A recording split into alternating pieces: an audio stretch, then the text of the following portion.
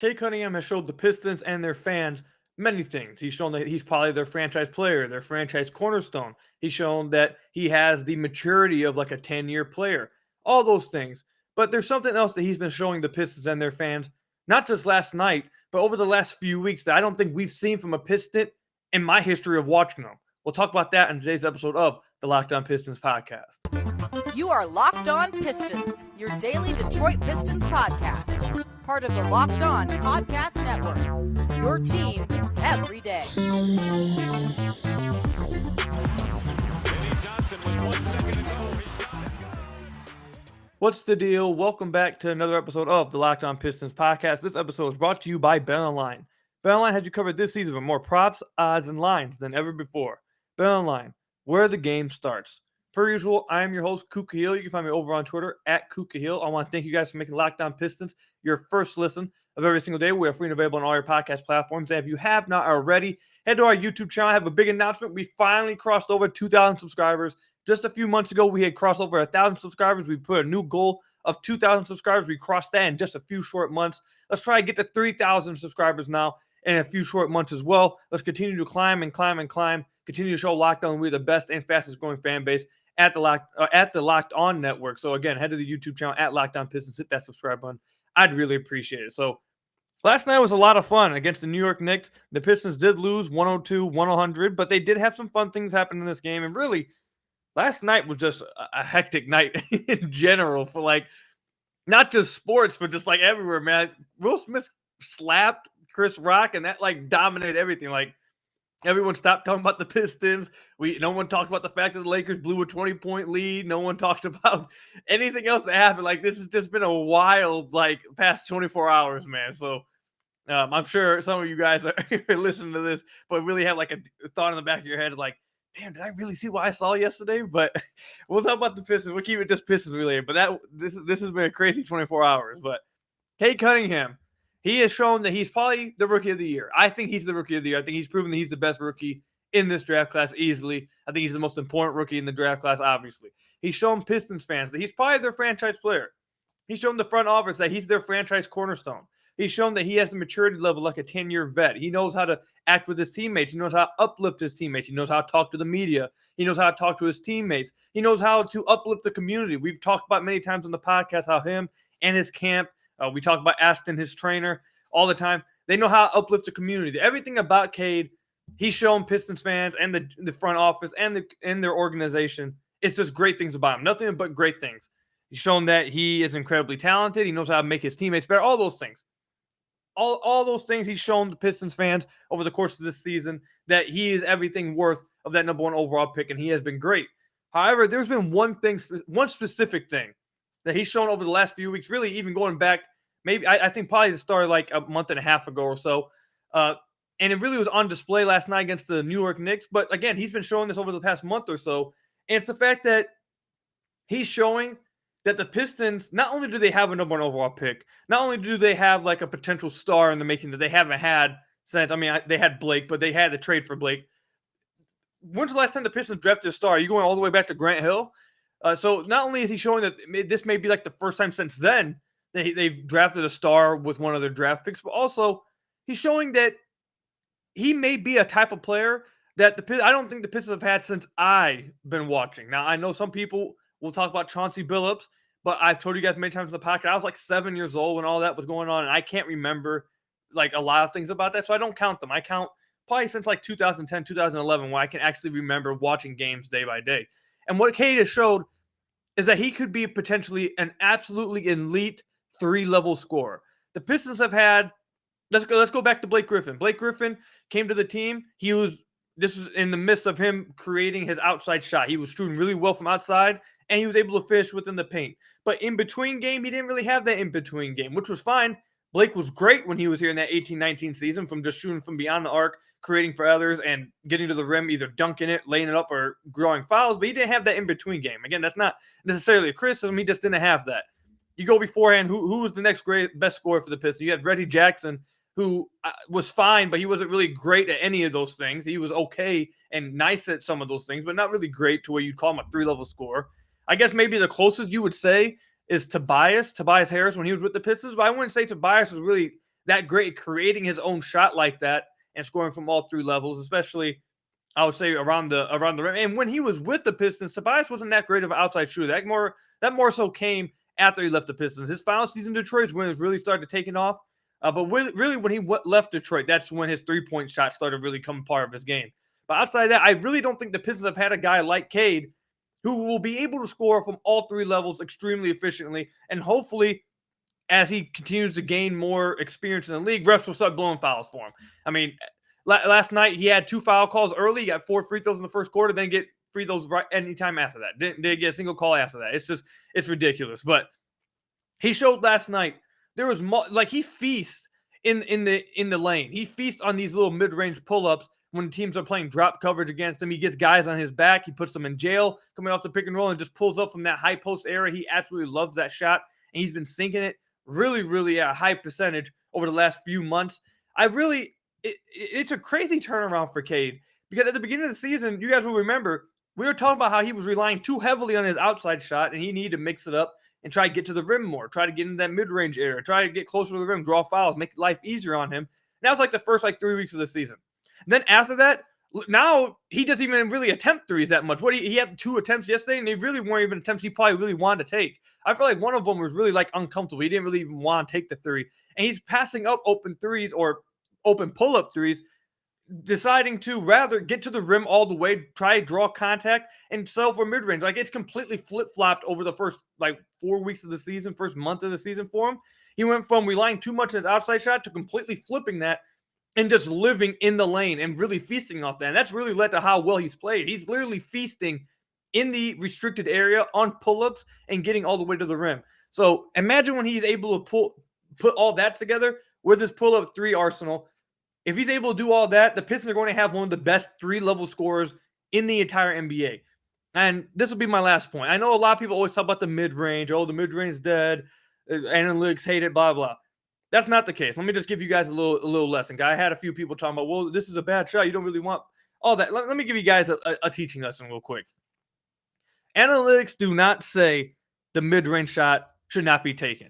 It says that you shouldn't be having people like Stanley Johnson taking mid-ranges. If you're Kawhi freaking Leonard, take mid-ranges all the hell you want. You can hit them at a high enough clip. Who the hell wouldn't want you taking them? If you're Kobe Bryant, take it all the hell you want. Paul George, all these superstars, if you could take the mid-range and actually hit it, take it every time if they're going to give it to you.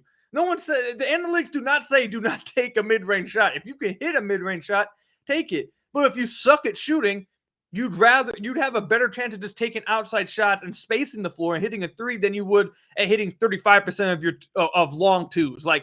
It makes no sense. That's what analytics say. So no, analytics does not say Cade shouldn't be taking mid-ranges. If Cade can hit pull-up middies, he should 100% take pull-up middies every time the defense gives it to him. People, if you think that way, you need to learn more about what analytics are. I know a lot of broadcasters and all that stuff try to crap on analytics and say things that aren't true, but I promise you guys, analytics do not say that you should not take a mid-range shot. It does not say if you can hit the mid-range shot relatively at a high percentage, you should not take it. It actually says you should take it if they give it to you like that. So if Cade Cunningham's able to put all 3 levels together with what he's showing, the potential that's there for him to do, the Pistons will have one of the best 3-level scorers in the NBA. I can't wait for that because I can't remember the last time the Pistons had that. I really can't. That's such a huge threat, especially once you get to the playoffs. That is one of the biggest threats you can have, a guy who can score from all 3 levels. They need that. They've needed that for a long time, and he's showing that he may have that. And you combine that with the first or top overall pick this offseason with free agency, cap space. The Pistons really got themselves a gem, man, with Cade Cunningham. He's great. He's great. And the fact that he'll be able to score from all 3 levels, chef's kiss, man. Chef's kiss. When we come back, Marvin Bagley has himself another great game against the New York Knicks. We'll tell you how he's doing it. How is he playing so well? How is this happening? We'll talk about that when we come back. But first, I have to tell you guys about one of our sponsors, your guys' favorite sponsor, Built Bar. This is the time of year that I've pretty much given up on all my New Year's resolutions, but not this year. I'm sticking to my resolution to eat right, and it's thanks to Built Bar. It almost feels like it's not even really a resolution because I actually enjoy eating them. Have you tried the Puffs bar? If you haven't, you're missing out on one of Built Bar's best tasting protein bars. Puffs are the first ever protein-infused marshmallows. They're fluffy, they're marshmallowy, they're not just a protein bar, they're an absolute treat. And they're covered in 100% real chocolate. And get this, It's not just the Puff bars, it's all Built bars. All Built bars are covered in 100% real chocolate. They're low calorie, high protein. Replace your candy bars with these. They taste better and they're better for you. A typical candy bar can be anywhere between 200 and 300 calories, has 30 grams of sugar, and dozens of net carbs. Built Bar is much healthier for you. Go to Built.com and scroll down to the macros chart. You'll be absolutely blown away. Most Built Bars contain 130 calories, 4 grams of sugar, 4 net carbs, and 17 grams of protein. And they have all kinds of flavors too, like mint brownie, coconut almond, a new flavor with white chocolate cookies and cream. You guys know my favorite is the peanut butter flavor. You got cherry barcia, raspberry, strawberry, all kinds of flavors. And if you're constantly checking out Built.com, you will see that they're coming out with limited time flavors all the time. So again, make sure you guys are checking out Built.com if you want to check those ones out. At Built Bar, they're all about the taste. They make it delicious first, then figure out how to make it healthy. I don't know how, but they pull it off every single time. So go to Built.com and use our promo code LOCKED15 and get 15% off your order. Again, use promo code LOCKED15 for 15% off at Built.com. Built Bar, the best tasting protein bar ever. So I want to thank you guys again for making Locked On Pistons your first listen of every single day. We are free and available on all our podcast platforms. And if you have not already, head to our YouTube channel, hit that subscribe button. It's the best way to support the podcast. We just crossed over 2,000 subscribers. Thank you to all you guys, but there's still 50% of you guys who are not subscribed to the channel that watch these videos every single day. So if you're one of those guys or ladies, hit that subscribe button. I'd really appreciate continuing to show Locked On with the fastest and best growing fan base at the Locked On Network. So again, I'd really appreciate if you hit that subscribe button over at the Locked On Pistons YouTube channel. But Marvin Bagley, man, we just got done talking about Cade Cunningham, how great he's been. Marvin Bagley, another guy who's just been absolutely great for the Detroit Pistons, man. This game against the New York Knicks, he had 27 points, his career high as a Detroit Piston, 27 points and 7 rebounds in the starting lineup. He played 35 minutes, shot 11 of 14 from the floor. He hit 1 of 2 threes, and he hit 4 or 5 from the free throw line. Now, Marvin Bagley, again, we all know where his negative is. We all know where his weakness is, and that's defensively. Defensively, he's not good at all. He's just not that good. I'm not sure how much better he can get at it, to be honest. He just seems like one of those guys who just are not going to be that good at defense. And that's one of those things you just have to live with. If he's going to be able to give you that kind of output offensively, and he's been able to do that, and you live with that. Because what he's bringing offensively to the Pistons is something they've lacked all season. It's something that I cried for all offseason for the Detroit Pistons to go after. They didn't address it then. After a half of the season, I'm assuming the front office was like, yeah, they probably need a lob threat. We need a guy who can finish around the rim really well. And they went out and got Marvin Bagley, who, again, like I've told you guys on many podcasts, when they first traded for Marvin Bagley and the game since trading for Marvin Bagley, every time he has a great game, I come on here and I tell you guys this. Marvin Bagley can quite literally average 12 to 15 points off the bench when he starts and he plays these type of minutes. You can probably average like 18 to 20 points a game strictly off of dump-offs and lobs. He doesn't need the ball in his hands to score. He's shown potential to be able to score with the ball in his hands. Every now and then you get a flash of him scoring with the ball in his hands. He's pretty talented. He can score. He can drive to the rim every now and then. He can, create his own shot from the low block. He can do some of those things every now and then. But quite literally, you could make him one of the most efficient players in the entire NBA by having him just score off of dump-offs and lobs, and he'll score like 18 points a night if you give him the minutes to do so, just off of doing that. That's how easy it is for him. That's how great of a finisher he is around the rim. And that's how great his touch is around the rim. And before I even read you guys the numbers, one of the things that really kind of shocks me about Marvin Bagley and the fact that he's able to finish so well is that he's left-hand dominant. Like, he never uses his right hand. Every now and then you'll see him use it. I think he used it once last night. I'll give him credit for that. But he usually doesn't use his right hand. However, it doesn't matter because he's so good with his left hand. He's able to finish at an absurdly high rate around the rim. Like, teams just can't stop him when he gets that close to the rim. And if you guys remember when the Pistons initially traded for him, we had Locked On Kings host Matt George on here. And he told us Marvin Bagley has an extremely quick jump off the ground. Like, when he jumps, it's explosive. It's quick as hell. So it's hard for guys to really contest him. He had a finish last night. I should have started off with this. He sent Julius Randle to hell on a reverse dunk poster. It probably was the highlight of the month. It might have been the highlight of the NBA season. That was an insane highlight. A reverse dunk over Julius Randle and one. It was a crazy-ass play by Marvin Bagley. He got up the ground literally like that quick. Julius Randle didn't have a chance to even contest it or block it because of how quick Marvin Bagley got off the ground, how quick he put it in the rim. It's absurd how quick he can get off the ground. So that helps him too. But the fact he's so long, he's so tall, he's able to get off the ground quick, and he has nice touch around the rim, he's able to finish anytime he gets within 3 feet. Before I read you guys this number, just take a guess. Go in the comment section down below if you listen on YouTube, or tweet at me. Pause the podcast, tweet at me. What do you guys think Marvin Bagley is shooting within 3 feet of the rim since joining the Pistons? I'll give you guys like 5 seconds, man. It's crazy. It's crazy high. I want to see some answers, some guesses from you guys. So far in the 16 games, now again, it's a small sample size. However, if you go throughout his career, he's finished at the rim in this area of 0 to 3 feet from the rim really high as well. So I don't think this is a fluke, to be honest. But in the 16 games since joining the Detroit Pistons, Marvin Bagley is shooting 86.6% from within 3 feet of the rim. 86.6%. Do you guys understand how absurd that is? Like almost 9 times out of 10, anytime he shoots the ball from 0 to 3 feet, the ball's going in. That's absurd. That like I can't put in enough words how insanely great that is. Like anytime he gets within 0 to 3 feet, if he's going up for a shot, you might as well just book it. That's how good he is at finishing. He's either going to be fouled or he's going to put the ball in the bucket. And most times, he's just going to slam it on your head. He's just going to dunk the ball. Again, look at this. He played 30 games with the Sacramento Kings. And we talked about this before the Pistons trade for him. I told you guys how a lot of his shots, he was just being spotted up in the corner with the Kings. He was taking a lot of threes from the corner. He wasn't really being used around the basket. And it was just kind of like mind-blowing to me that he was like being asked to roam around the perimeter so much. And you guys remember, that was one of my initial concerns about him coming over here. I was scared that Dwane Casey would just plug him into the Trey Lyles role and he'd be floating around the perimeter. That has not been the case. In 30 games with the Sacramento Kings, he dunked the ball.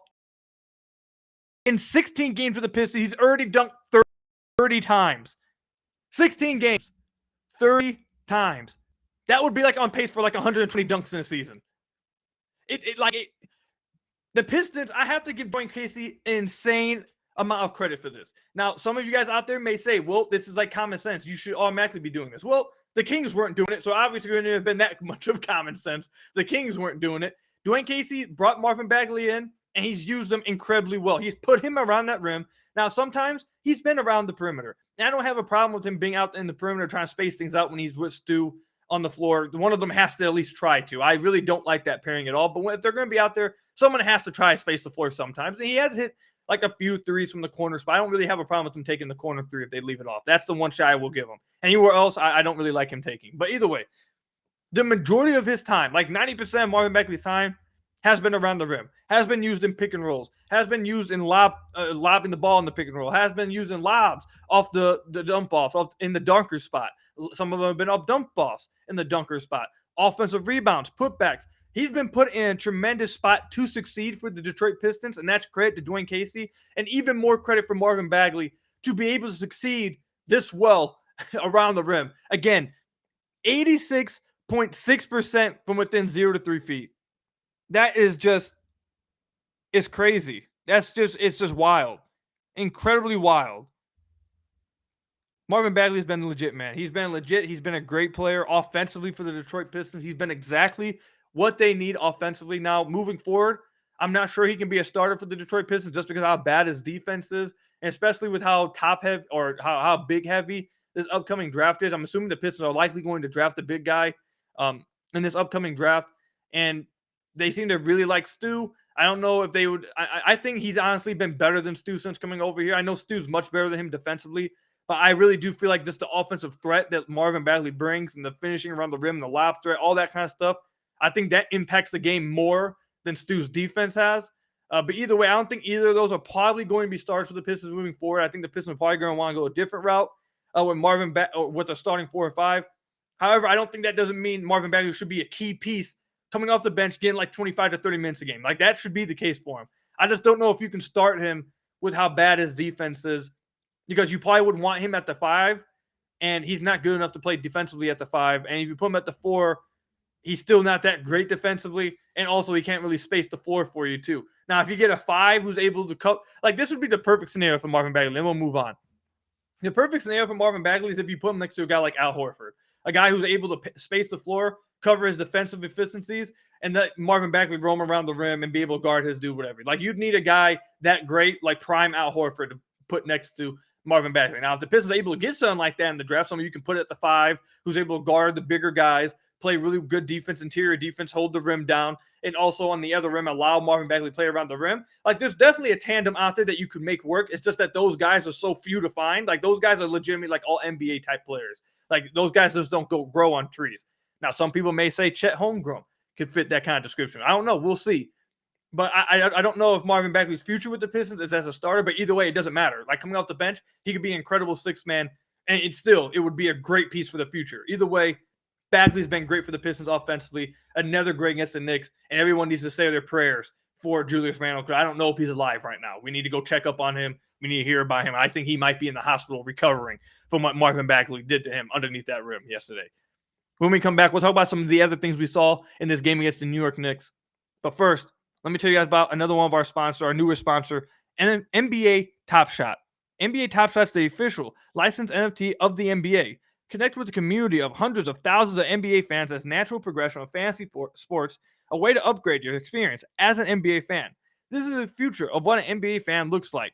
Trading cards. You guys all know about the trading cards growing up, the little packs you get at the store. We all used to do it. Well, this is basically just like that, except it's not just a still frame on a card, on a plastic card.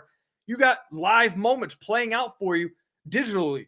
I went and got my first pack. I got 5 moments. I got a Colin Sexton dunk on October 27th. I got another Mitchell Robinson dunk. I got a cross-up from Davion Mitchell. I got a nice assist from Tyus Jones.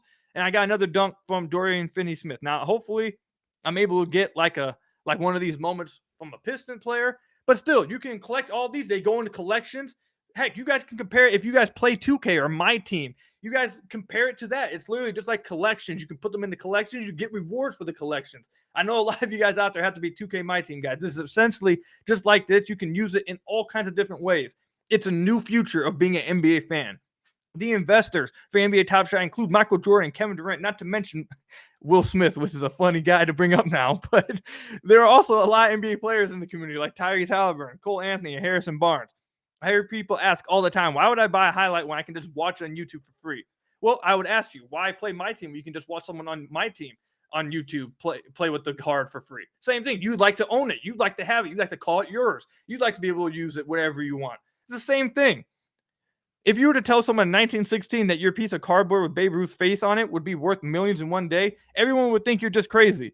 This is the opening tip-off of digital age, and the NBA's officially licensed NFT will be a big part of that digital age. Imagine when the NFTs are even more mainstream on social media, you'll be able to flex what you own around the world instantly. No binders or shoe boxes. If you sign up for Top Shot today, the best way to start is by getting yourself a starter pack. You can pull an NFT of a superstar like LeBron and Cade, or star rookies like our very own Cade Cunningham for just $9. If you didn't pull your favorite player from the starter pack, you can snag moments from the marketplace that appeal to you. Top Shot's moments can get you access to events and can be used in fantasy minigames on a regular basis. NBA Top Shot is the future of being an NBA fan.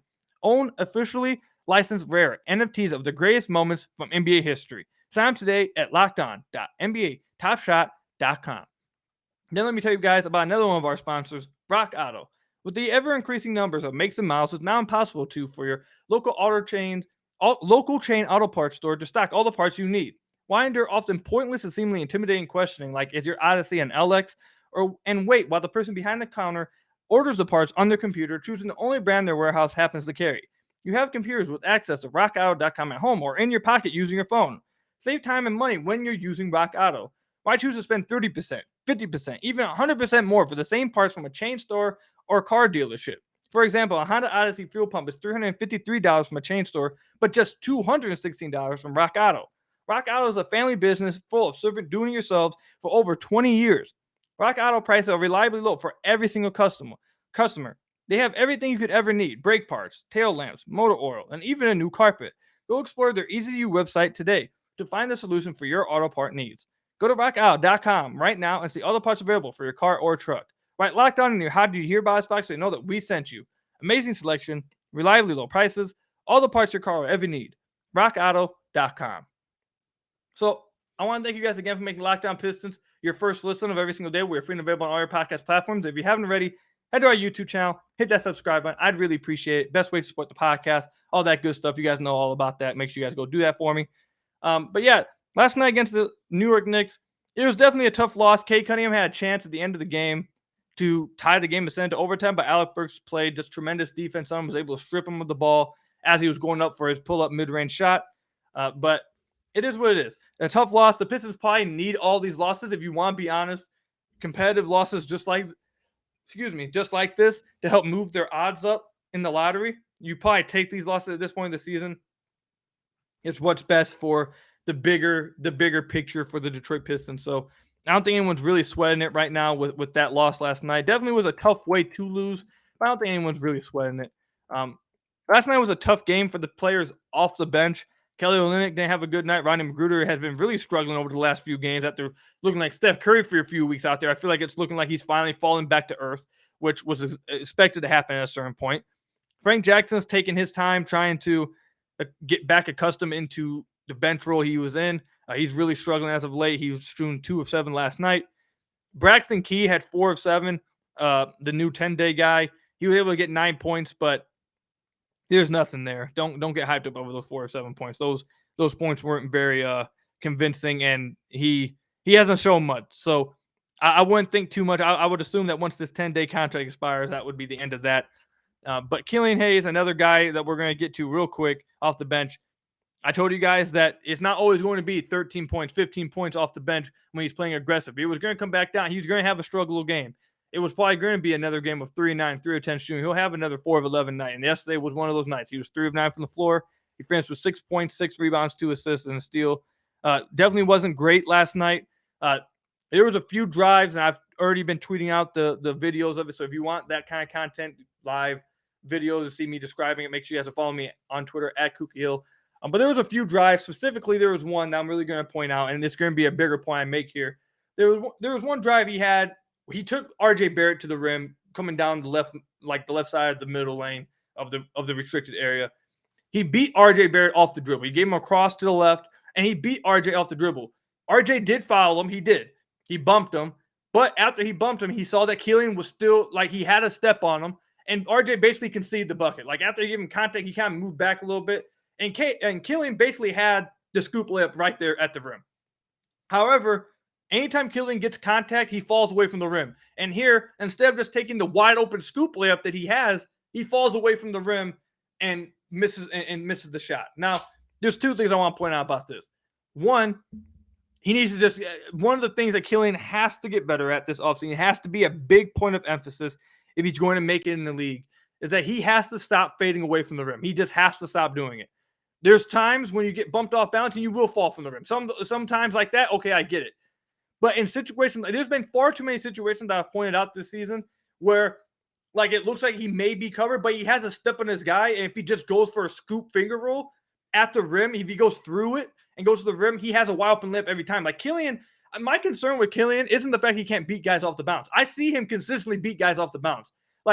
He's not, no one in the NBA, unless you're just an absurd athlete, just gets 3 steps of beating their defender and just gets a wide open dunk at the rim. That usually doesn't happen. You have to make advantages of the small space you create. I consistently see Killian make that space, is that he just doesn't know what to do when he creates that little bit of space. He had beat R.J. Barrett off the bounce here. He had gotten to his spot. If he just goes through him and to the rim for a scoop layup, he gets probably an and one layup. It was wide open right there for him. But as soon as he gets contact, he always falls from the rim, and he never goes through it or tries to go for a finger roll layup. It's really frustrating because he does the hard part. That's supposed to be the easy part. That's 1. 2, yes, he probably was fouled.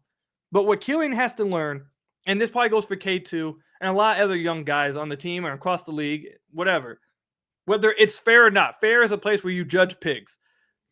If you get contact, refs are not going to call the foul for you if you're falling from the rim. It's just not going to happen. You can call it unfair. We can complain about it all we want, but us fans complaining about it, I promise you, does not make the NBA care even a little bit. They're not going to change their stance. The refs aren't all of a sudden going to see us complain on Twitter and be like, oh, God, what's his name was complaining on Twitter. We're going to go ahead and start acting different. No, this has been going on for years. This is how it is. So when you get contact, you have to go through it and play physical. Then you will get the call. That's how you have to do it. You probably have to, I tweeted this out too, you probably have to do a little, hey, when you go up for the rim. I used to do that when I hooped. I still probably do a little bit of the pickup. You guys hear Sadiq Bey do it on every single drive. He screams every single time. He gets foul calls. You have to sell the call. You just have to do it.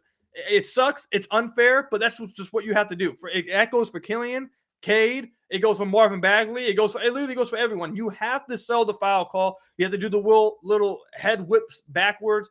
Like, you just have to. This is how it is. That's how refs are. It sucks, but that's the case. So those are the two things I really want to point out that I saw from Killian last night that he has to get better at. He has to just go through the contact and finish at the rim when guys give it to him instead of falling from the rim. And when he does get contact, stop falling from the rim. They're not going to give you the foul call. Killian, I think, was fouled on 3 drives to the basket yesterday, but all of them he fell from the basket. So while he was fouled, I see why refs aren't calling it because they just don't do it.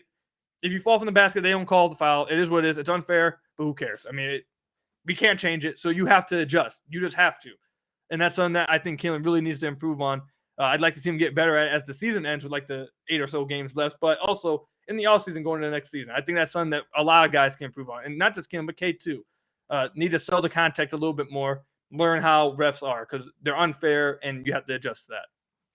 But that's all I've got for you guys in today's episode. Let me know what you guys thought in the comment section down below or over on Twitter at KukaHill. I want to thank you guys for making Locked On Pistons your first listen of every single day. We are free and available on all your podcast platforms. Make sure you guys make Locked On NBA your second listen of every single day. Locked On experts covering the biggest stories around the NBA Monday through Friday in less than 30 minutes. It's free and available wherever you get your podcast. Until the next one, I'll see you guys then. Make sure you guys hit that subscribe button at our Locked On Pistons YouTube channel. It's been a crazy 24 hours. I hope you guys are having fun with it. I know I am. This is some crazy times we're at right now. But we'll see you guys on Tuesday. The Pistons play Tuesday night. I'll see you guys Tuesday morning. Until then, peace out, everybody. Stay safe and go Pistons.